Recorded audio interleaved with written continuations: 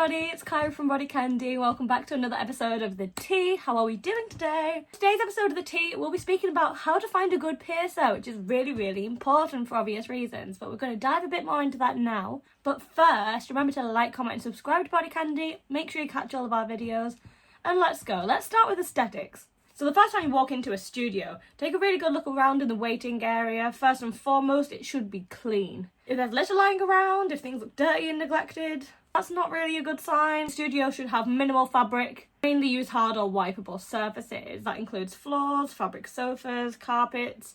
These are all really difficult to keep to proper levels of sanitation, as opposed to leather/pleather sofas and hardwood floors. The studio should be well lit to be able to see your environment, and the piercers and employees want to be able to see if something needs cleaned. The piercer's licenses and the studio's license, along with the Board of Health certification, should be very openly displayed. You should be able to see it, not just them. There should be very private areas too, where the piercings can be performed to both prevent contamination and also your privacy if you're getting more intimate piercings. So enough on aesthetic, let's go on to hygiene. So take note of the people working when you walk in. Do they appear to have proper personal hygiene? Are their hands clean, including their nails? Do you see a hand washing station in the piercing room? It is entirely okay to ask to see the piercing area before you commit in any way to a piercing. It's your body getting stuck with a needle and you have every right to know what's going on and where it's going to happen.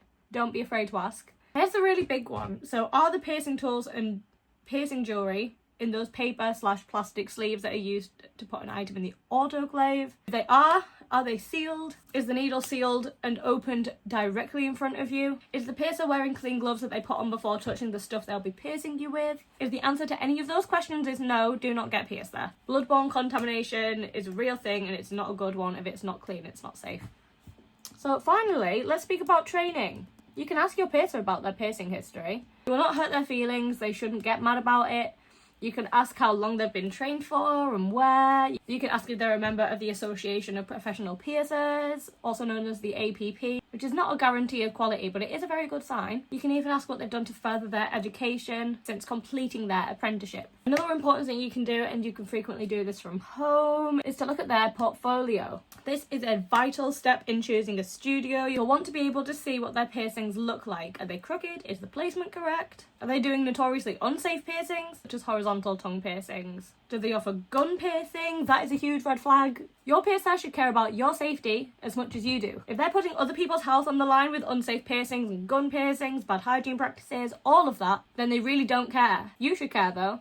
So I really hope all this information helped, and I hope this kind of influences you to go and do some research into who you're getting pierced by prior to just walking to a piercing shop and hoping for the best, because you can have some really bad outcomes from that. Finding a piercer that you like, that you trust, that delivers everything that you want is super duper important. So thank you so much again for watching. If you did enjoy this video, remember to like, comment and subscribe to BodyCandy. Stay safe with your piercings and have a lovely day. Goodbye.